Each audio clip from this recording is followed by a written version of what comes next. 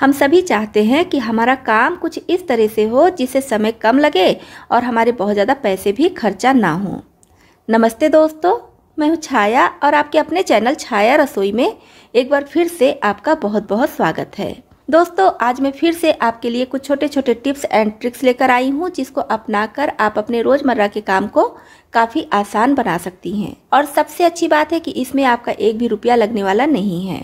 तो दोस्तों, हमेशा की तरह वीडियो देखने से पहले कमेंट बॉक्स में लिखकर जरूर बताइएगा कि इस चैनल के वीडियोस आप किस शहर या फिर किस गांव से देख रहे हैं। आपके कमेंट्स पढ़ना, कमेंट्स के जवाब देना मुझे बहुत अच्छा लगता है। तो चलिए देख लेते हैं आज की सबसे पहली टिप। इस तरह का नेट हम सभी के घरों में आ जाता है। मार्केट से कोई सामान लाते हैं, ऑनलाइन मंगाते हैं या फिर मॉल से कोई सामान खरीदते हैं तो अक्सर इस तरह का नेट हम सभी के घरों में काफी ज्यादा इकट्ठा हो जाता है। तो वैसे तो इसको सभी लोग फेंक देते हैं, लेकिन मैं कभी नहीं फेंकती हूँ। मैं इसका बहुत अच्छा यूज करती रहती हूँ। मेरे चैनल पर आपको बहुत सारा ऐसा वीडियो मिल जाएगा जिसमें मैं इसको यूज की हूँ और बहुत अच्छा यूज की हूँ। आप सभी के कमेंट्स पे आते हैं तो आप सभी को भी ये बहुत अच्छे लगते हैं। तो आज फिर से मैं इसका यूज कर रही हूँ। जैसे कि एक देखिए, इस तरह से मेरे पास ये नेट है तो मैं इसमें क्या करती हूँ, लहसुन को रखती हूँ। लहसुन को तोड़ लेती हूँ और अलग करने के बाद इसमें रख देती हूँ। अब जब भी मुझे लहसुन की जरूरत पड़ती है तो बहुत आसानी से, चाहे तो मैं इसी में से निकाल लेती हूँ, अगर बहुत जल्दी होता है तो इससे ही निकाल लेती हूँ। ये देखिए, इससे निकाल लेती हूँ, नहीं तो इस तरह से मैं इसमें नॉट लगाती हूँ कि बहुत आसानी से ये खुल जाता है। ये देखिए, बस इस तरह से खोलेंगे और इसमें से जितना लहसुन चाहिए निकाल लेंगे, फिर से इसी तरह से नॉट लगाकर रख देंगे। और इसको रखना नहीं है, इसको हैंग करना है। मैं इसको हैंग करके रखती हूँ क्योंकि लहसुन ऐसी चीज है ना कि बहुत जल्दी से खराब होने लगता है। तो मैं इसको हैंग करके रखती हूँ जिससे इसमें हवा लगता रहता है और ये जल्दी खराब नहीं होता है। तो इसी तरह से आप प्याज को भी रख सकती हैं, क्योंकि प्याज भी अगर हम बास्केट में रखते हैं तो एक के ऊपर एक पड़ा रहता है, जिसकी वजह से सबसे नीचे वाला जो प्याज होता है उसमें हवा नहीं लगती है, तो वो प्याज जल्दी से जमने लगता है या फिर खराब होने लगता है। तो बस इस तरह से आप इसमें प्याज रख सकती हैं और इसी तरह से जैसे लहसुन को हैंग करेंगे उसी तरह से इसको भी कहीं भी किचन में या फिर दरवाजे के पीछे भी आप इसको हैंग कर सकती हैं, जिससे कोई आएगा जाएगा तो दिखेगा भी नहीं। तो मैं तो इसको दरवाजे के पीछे हैंग करती हूँ, जहां भी आपको लगे कि हाँ यहाँ पर हैंग कर सकते हैं, आसानी से इसको हैंग कर सकती हैं। तो इस तरह से हमारा लहसुन और प्याज खराब नहीं होगा। आप चाहे तो आलू को भी इसी तरह से रख सकती हैं। इसमें एयर की दिक्कत नहीं होती है, एयर इसमें बहुत अच्छे से पास होता है, जिससे हमारी चीजें जल्दी खराब नहीं होती हैं। तो इस तरह से आप लहसुन प्याज रखिए, आपका लहसुन प्याज जल्दी खराब नहीं होगा और एक जगह स्टोर भी रहेगा। तो है ना कमाल की टिप। इस टिप को आप भी अपने किचन में जरूर अपनाएं। नेक्स्ट टिप है हमारी मिक्सी जार को लेकर। मिक्सी में हम सूखी चीजें भी पीसते हैं और गीली चीजें भी पीसते हैं। तो सूखी चीजें पीसने से तो ज्यादा दिक्कत नहीं होती है, लेकिन जब भी कोई मसाला वगैरह गीली चीजें पीसते हैं, जैसे कि अदरक लहसुन का पेस्ट हो गया, टमाटर का पेस्ट हो गया, या कोई भी लिक्विड वाली चीजें पीसते हैं, तो उसका थोड़ा थोड़ा पानी निकलता है, जिसकी वजह से बैक साइड में इतना ज्यादा जम जाता है, काफी गंदा हो जाता है। तो ये देखने में भी अच्छा नहीं लगता है और इससे हमारा ये जार काफी जल्दी खराब भी होता है। तो इसको साफ करने का बहुत आसान तरीका आपको मैं बता रही हूँ, बिना मेहनत के बहुत आसानी से ये साफ हो जाएगा। तो इसके लिए सबसे पहले कोई थाली प्लेट ले लीजिए छोटा सा, इसको इसमें रखिए जिससे कि जो चीजें हम डालने वाले हैं वो गिरे तो बाहर न गिरे, इसी पर गिरे। अब इसमें डालेंगे थोड़ा सा बेकिंग सोडा, यानी कि खाने वाला सोडा, मीठा सोडा भी इसको बोलते हैं। आधा छोटा चम्मच के करीब मैं इसमें डालती हूँ ऊपर से इस तरह से।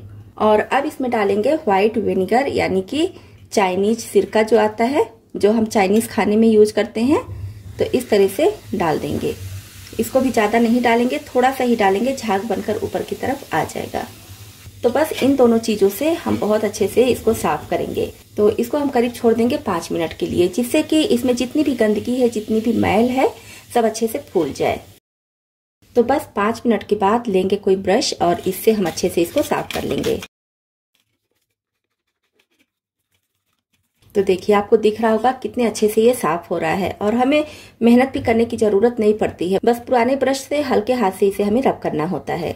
तो कुछ कुछ दिनों पर आप इसको इस तरह से साफ कर सकती हैं। पर डे तो नहीं साफ करने की जरूरत पड़ती है, क्योंकि ये बहुत जल्दी जल्दी नहीं गंदा होता है। आप 2-3 महीने पर एक बार इस तरह से साफ कर लीजिएगा।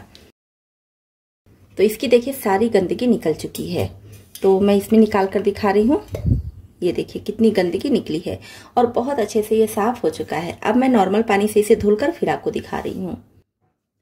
तो देखिए बहुत अच्छे से ये साफ हो चुका है। पहले कितना गंदा था, अभी देखिए एकदम चमक चुका है। अक्सर हम सभी के घरों में इस तरह के पैकेट वाले मसालों का यूज होता है, तो इसको खोलकर हम यूज कर लेते हैं। वैसे तो कोशिश कीजिए कि सबकी डिब्बी अलग अलग रखिए, उसमें इसको ट्रांसफर कर दीजिए। लेकिन अगर आप पैकेट से ही यूज करती हैं, डिब्बी नहीं रखी हैं, तो बस इस तरह से जितने भी मसाले आपके घर में पैकेट वाले हैं उनको यूज करने के बाद अच्छे से अंदर का रैपर फोल्ड कर लीजिए। अच्छे से सेट करके रबर बैंड लगा कर रखिए, तो आपके मसाले सॉफ्ट नहीं पड़ेंगे, ना ही खराब होंगे जल्दी। जैसे रेस्टोरेंट से कोई भी स्नैक्स वाली चीजें मंगाइए, चाउमीन, बर्गर वगैरह, ये सब, पिज्जा वगैरह, तो वो लोग चिली सॉस और टमाटो सॉस देते हैं, तो मेरे घर में वो इकट्ठा होता जाता है, क्योंकि घर का जो बड़ा बॉटल रहता है उससे लोग ले लेते हैं, ये पड़ा रह जाता है। इसको भी मैं इसी में रख दे रही हूँ। और इस तरह का कोई आपके पास बास्केट है तो बास्केट में सबको अच्छे से सेट करके रखिए, तो आपको खोजने की भी जरूरत नहीं पड़ेगी कि ये मसाला कहाँ गया, ये चीज कहाँ गई। फ्रिज में एक बास्केट में करके रखेंगी तो आपका ज्यादा स्पेस भी नहीं लगेगा और सारी चीजें एक साथ इकट्ठा रहेंगी। ध्यान रखना है कि फ्रिज में रखना है, फ्रीजर में नहीं रखना है। तो इन मसालों को आप लंबे समय तक यूज भी कर सकते हैं। वैसे क्या होता है कि मसाले इधर उधर पड़े रहते हैं, हम दूसरा पैकेट मंगा लेते हैं और जो पहले से पड़े हैं वो एक्सपायर हो जाते हैं। तो इससे आपको पता रहेगा कि हाँ, हमारे मसाले सारे इस टाइप के एक साथ में हैं। इस तरह के छोटे बड़े कांच के जार या फिर कंटेनर हम सभी के घरों में होते ही हैं। तो इसमें हम जो भी चीजें रखते हैं, जब वो चीजें खत्म हो जाती है तो इनको धुलते भी हैं। तो जब इनको सुखाना होता है, तो अगर आपके घर में तेज धूप आती है तो धूप में रख दीजिए, तो ये अच्छे से सूख जाते हैं। लेकिन अगर धूप नहीं आती है, फैन की हवा में सुखाना है या ऐसे ही सुखाना है, तो अगर हम धुलने के बाद इसको इस तरह से पलट कर रखते हैं, तो चाहे रात भर के लिए छोड़ दें, चाहे 4 दिन 2 दिन के लिए भी छोड़ दें, तो जब हम इसको सीधा करेंगे तो देखेंगे इसके अंदर फिर भी थोड़ा थोड़ा स्टीम रहता है। तो वो स्टीम फिर हमें कपड़े से पोंछकर सुखाना पड़ता है। और अगर हम उल्टा ना करके इस तरह से सीधा ही रखते हैं तो पानी अंदर रह जाता है। तो जब भी आप इस तरह के जार को धुलिए या फिर किसी भी तरह के कंटेनर को धुलिए, तो क्या कीजिए, कोई कलछी वगैरह ले लीजिए, कोई भी मतलब थोड़ी सी ऊंची चीज ले लीजिए और इस पर इस तरह से इसे टेक लगाकर रख दीजिए। तो मैं यहाँ पर कलछी ली हूँ, आप चिमटा ले सकते हैं या फिर कोई रॉड है, पाइप है, तो उस पर इस तरह से इसे टेक लगाकर रख दीजिए। ढक्कन को भी उल्टा करके नहीं रखिएगा, क्योंकि इसकी जो लाइनिंग होती है इसमें भी पानी रह जाता है। तो इस तरह से आप इसको छोड़ दीजिए। यहाँ पर हम रखेंगे तो अंदर थोड़ी थोड़ी हवा आती और जाती रहेगी, जिसकी वजह से इसमें स्टीम नहीं बनेगा। आप चाहे तो रात भर के लिए छोड़ दीजिए, चाहे तो 5 से 6 घंटे के लिए ऐसे छोड़ दीजिए। सारे जार आपको अच्छे से सूखे हुए मिलेंगे। आजकल मार्केट में इतने तरह के चावल आ रहे हैं कि असली नकली चावल का पहचान करना बहुत ही मुश्किल हो गया है। तो आज मैं बहुत आसान तरीका बता रही हूँ, जिससे अगर आपको डाउट हो रहा है कि ये चावल नकली है, तब आप उसको पहचान कर सकती हैं। मुझे वीडियो बनाना है, इसलिए मैं थोड़ा ज्यादा ही चावल ली हूँ। आपको इतने चावल की जरूरत नहीं पड़ेगी, बस 4 से 5 दाना चावल लीजिए, उतने में आपका काम हो जाएगा। इसके लिए क्या करेंगे, गैस की फ्लेम को ऑन कर देंगे और इसके ऊपर थोड़ा सा चावल डालेंगे, या तो फिर बर्नर पर पहले 4 से 5 दाना चावल रख दीजिए, फिर गैस फ्लेम ऑन कीजिए। तो इससे क्या होगा, जब ये चावल जलेगा तो इसे जो महक आएगी, तो अगर प्लास्टिक वाली महक आती है तो इसका मतलब आपका चावल नकली है। अगर नॉर्मल जैसे अनाज जलता है उस तरह की महक आती है तो इसका मतलब आपका चावल असली है।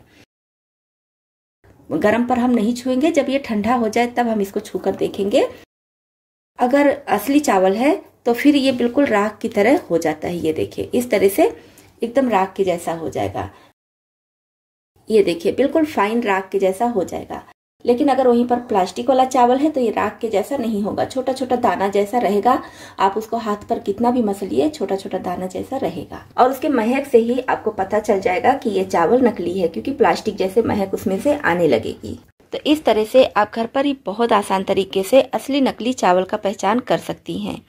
तो दोस्तों, आपको ये टिप जरा सा भी पसंद आई हो तो वीडियो को एक लाइक जरूर कीजिएगा। साथ ही साथ फैमिली और फ्रेंड्स में शेयर भी कर दीजिएगा, जिससे और लोगों को भी इस टिप के बारे में पता चले। तो दोस्तों, आपको इसमें से कौन सी टिप ज्यादा पसंद आई और कौन सी पहले से पता थी, कमेंट बॉक्स में लिखकर जरूर बताइएगा। इसी तरह से और भी ज्यादा यूजफुल टिप्स एंड ट्रिक्स देखने के लिए, और अगर आप चैनल पर नए आए हैं तो हमारी यूट्यूब फैमिली में शामिल होने के लिए इस चैनल को सब्सक्राइब भी कर लीजिएगा।